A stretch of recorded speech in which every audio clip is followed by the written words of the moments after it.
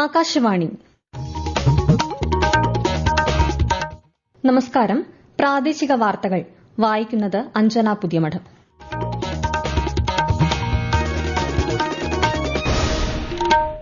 പ്രധാന വാർത്തകൾ. Indian railway ആധുനികവും ആത്മനിർഭരവുമാകുന്നതായി പ്രധാനമന്ത്രി നരേന്ദ്രമോദി. രാജ്യത്തെ പ്രഥമ വന്ദേ ഭാരത് സ്ലീപ്പർ ട്രെയിൻ പ്രധാനമന്ത്രി ഫ്ളാഗ് ഓഫ് ചെയ്തു. പിഎം വികസിത് ഭാരത് റോസ്ഗാർ യോജന രാജ്യത്തെ പുരോഗതിയിലേക്ക് നയിക്കാൻ ഉതകുന്നതെന്ന് കേന്ദ്ര സഹമന്ത്രി ജോർജ് കുര്യൻ. എല്ലാവർക്കും ഭക്ഷ്യധാന്യം ഉറപ്പാക്കുക എന്ന സർക്കാർ നയമാണ് വിശപ്പുരഹിത കേരളം യാഥാർത്ഥ്യമാക്കിയതെന്ന് മന്ത്രി ജി.ആർ. അനിൽ. കുടുംബശ്രീയുടെ കെ ഇനം മൂല്യവർദ്ധിത ഉൽപ്പന്നങ്ങൾ ആഗോള വിപണിയിൽ കോർപ്പറേറ്റ് ഉൽപ്പന്നങ്ങൾക്ക് ബദലാകുമെന്ന് മന്ത്രി എം.ബി. രാജേഷ്. 64ാമത് സംസ്ഥാന സ്കൂൾ കലോത്സവത്തിൽ ആധിപത്യം തുടർന്ന കണ്ണൂർ ജില്ല കോഴിക്കോട് രണ്ടാം സ്ഥാനത്ത്. അണ്ടർ 19 ഏകദിന ലോകകപ്പ് ക്രിക്കറ്റിൽ ഇന്ത്യയ്ക്കെതിരെ ബംഗ്ലാദേശിന് 239 റൺസ് വിജയലക്ഷ്യം. വാർത്തകൾ വിശദമായി. ഇന്ത്യയിലെ പ്രഥമ Vande Bharat sleeper train Malda town railway സ്റ്റേഷനിൽ പ്രധാനമന്ത്രി നരേന്ദ്രമോദി ഫ്ളാഗ് ഓഫ് ചെയ്തു. ഹൌറയ്ക്കും ഗുവാഹത്തിക്കുമിടയിലാണ് Vande Bharat sleeper train service നടത്തുന്നത്. 16 ആധുനിക കോച്ചുകൾ ഉൾപ്പെടുന്ന സ്ലീപ്പർ ട്രെയിനിൽ 823 യാത്രക്കാരെ ഉൾക്കൊള്ളാൻ സാധിക്കും. മാൾഡയിൽ നിരവധി റോഡ് റെയിൽ പദ്ധതികളുടെ ശിലാസ്ഥാപനവും പ്രധാനമന്ത്രി നിർവഹിച്ചു. ആധുനികമാകുന്നതിനൊപ്പം ഇന്ത്യൻ റെയിൽവേ ആത്മനിർഭരമാകുന്നതായും ശ്രീ മോദി പറഞ്ഞു. भारत के रेल इंजन, भारत के रेल के डिब्बे, भारत के मेट्रो कोच, ये सब भारत की टेक्नोलॉजी की पहचान बन रहे हैं. आज हम अमेरिका और यूरोप से ज्यादा लोकोमोटिव्स बना रहे हैं. दुनिया के कई देशों को पैसेंजर ट्रेन और मेट्रो ट्रेन के कोच का एक्सपोर्ट करते हैं. മാൾഡയിൽ പൊതുസമ്മേളനത്തെയും പ്രധാനമന്ത്രി അഭിസംബോധന ചെയ്തു. അസമിലെ ഗുവാഹത്തിയിൽ നടക്കുന്ന പരമ്പരാഗത ബോഡോ സാംസ്കാരിക പരിപാടിയിൽ പ്രധാനമന്ത്രി പങ്കെടുക്കുകയാണ്. നാളെ 6950 കോടി രൂപയിലധികം ചെലവ് വരുന്ന കാസിരംഗ എലിവേറ്റഡ് കോറിഡോർ പദ്ധതിക്ക് അദ്ദേഹം തറക്കല്ലിടും. തുടർന്ന് വിവിധ ട്രെയിനുകളുടെ ഫ്ളാഗ് ഓഫും ശ്രീ മോദി നിർവഹിക്കും. തൊഴിൽ ബന്ധിത പ്രോത്സാഹന പദ്ധതിയായ പിഎം വികസിത് ഭാരത് റോസ്ഗാർ യോജന രാജ്യത്തെ പുരോഗതിയിലേക്കും യുവാക്കൾക്ക് കൂടുതൽ തൊഴിലവസരം സൃഷ്ടിക്കുന്നതിനും ഉതകുന്നതാണെന്ന് കേന്ദ്ര സഹമന്ത്രി ജോർജ് കുര്യൻ. ചില കേന്ദ്ര പദ്ധതികളിൽ മാറ്റം വരുത്തിയത് കൂടുതൽ ജനവിഭാഗങ്ങളിലേക്ക് അതിന്റെ ഗുണഫലം എത്തിക്കുന്നതിന് വേണ്ടി മാത്രമാണെന്നും അദ്ദേഹം കോട്ടയത്ത് വാർത്താസമ്മേളനത്തിൽ പറഞ്ഞു. ഉദാരമായ നടപടികളിലൂടെ എല്ലാവർക്കും ഭക്ഷ്യധാന്യം ഉറപ്പാക്കുക എന്ന സർക്കാർ നയമാണ് വിശപ്പുരഹിത കേരളം യാഥാർത്ഥ്യമാക്കിയതെന്ന് മന്ത്രി ജി.ആർ. അനിൽ. തിരുവനന്തപുരത്ത് പുതിയ 39,000 മുൻഗണനാ റേഷൻ കാർഡുകളുടെ സംസ്ഥാനതല വിതരണം ഉദ്ഘാടനം ചെയ്യുകയായിരുന്നു അദ്ദേഹം. ഈ സർക്കാരിന്റെ കാലത്ത് 11 ലക്ഷം മുൻഗണനാ കാർഡുകൾ വിതരണം ചെയ്യാൻ സാധിച്ചു. അനർഹരെ ഒഴിവാക്കിയതിലൂടെ പിഴ ഇനത്തിൽ 17 കോടി രൂപ സർക്കാരിന് ലഭിച്ചതായും മന്ത്രി പറഞ്ഞു. Kalamassery HMT NAD seaport airport road നിർമ്മാണത്തിന് സാങ്കേതിക അനുമതി ലഭിച്ചതായി മന്ത്രി പി രാജീവ്. തിങ്കളാഴ്ച ടെൻഡർ നടപടികൾ ആരംഭിക്കുമെന്നും മന്ത്രി എറണാകുളത്ത് മാധ്യമങ്ങളോട് പറഞ്ഞു. ഒപ്പം ക്യാമ്പയിന്റെ 5ാമത് എഡിഷന് ഈ മാസം 25-ന് തുടക്കമാകുമെന്നും മന്ത്രി അറിയിച്ചു. രാവിലെ 8 മണി മുതൽ കളമശ്ശേരി സംറ കൺവെൻഷൻ സെന്ററിൽ പ്രാഥമിക പരിശോധനകൾ ഉൾപ്പെടെയുള്ള സൌകര്യങ്ങളാണ് ഒരുക്കുന്നത്. കേരളത്തിന്റെ മെഡിക്കൽ വിദ്യാഭ്യാസ മേഖലയിൽ ചരിത്ര നേട്ടം കൈവരിക്കാൻ സംസ്ഥാന സർക്കാരിന് സാധിച്ചതായി ആരോഗ്യമന്ത്രി വീണ ജോർജ്. പത്തനംതിട്ട കോന്നി മെഡിക്കൽ കോളേജിൽ 50 കോടി രൂപയിൽ നിർമ്മാണം പൂർത്തിയായ വിവിധ പദ്ധതികളുടെ ഉദ്ഘാടനം നിർവഹിക്കുകയായിരുന്നു മന്ത്രി. അർഹരായ എല്ലാവർക്കും മെറിറ്റിൽ ഏറ്റവും സൌകര്യത്തോടെ മെഡിക്കൽ പഠനം സാധ്യമാക്കുകയാണ് സർക്കാരിന്റെ നയമെന്നും മന്ത്രി പറഞ്ഞു. കുടുംബശ്രീയുടെ കെ ഇനം മൂല്യവർദ്ധിത ഉൽപ്പന്നങ്ങൾ ആഗോള വിപണിയിൽ കോർപ്പറേറ്റ് ഉൽപ്പന്നങ്ങൾക്ക് ബദലാകുമെന്ന് മന്ത്രി എം.ബി. രാജേഷ്.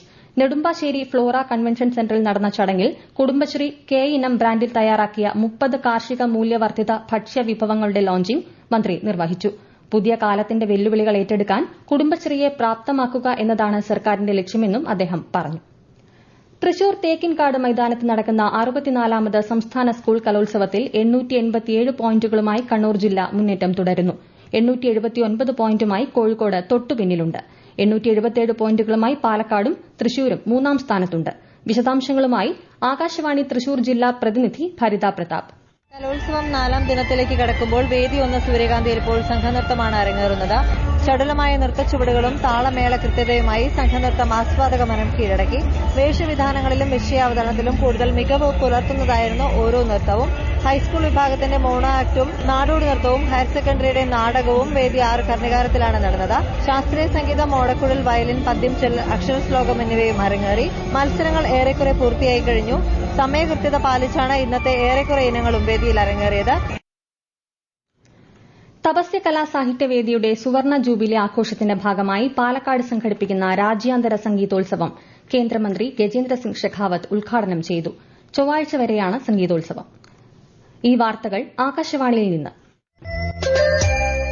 ആകാശവാണി വാർത്തകളും വാർത്താധിഷ്ഠിത പരിപാടികളും all India radio news Thiruvananthapuram YouTube ചാനലിലും all India radio news Thiruvananthapuram Facebook പേജിലും AR News_ തിരുവനന്തപുരം ഇൻസ്റ്റഗ്രാം അക്കൌണ്ടിലും AR News_TVM X ഹാൻഡിലും ലഭ്യമാണ്.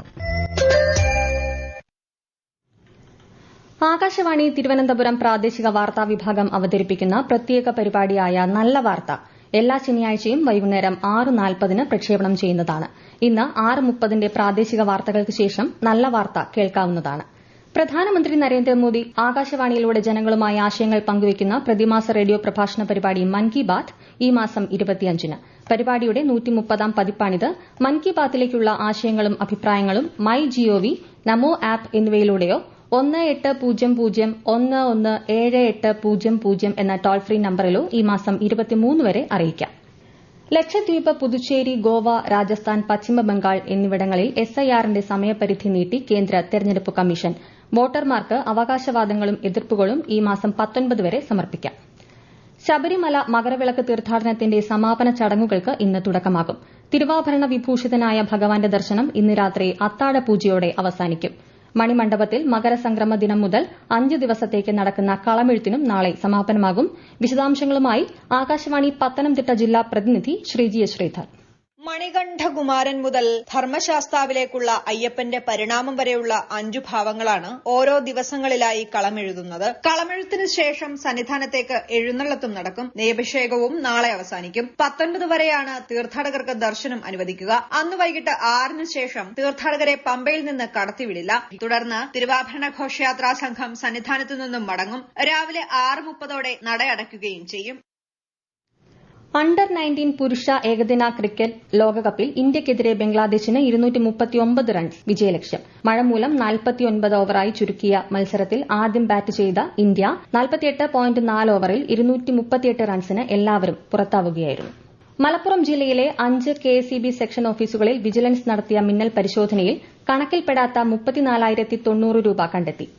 ഓപ്പറേഷൻ ഷോർട്ട് സർക്യൂട്ട് എന്ന പേരിൽ കൊണ്ടോട്ടി, പെരിന്തൽമണ്ണ, നിലമ്പൂർ, വണ്ടൂർ, മഞ്ചേരി സെക്ഷൻ ഓഫീസുകളിൽ നടത്തിയ പരിശോധനയിലാണ് ക്രമക്കേടുകൾ കണ്ടെത്തിയത്.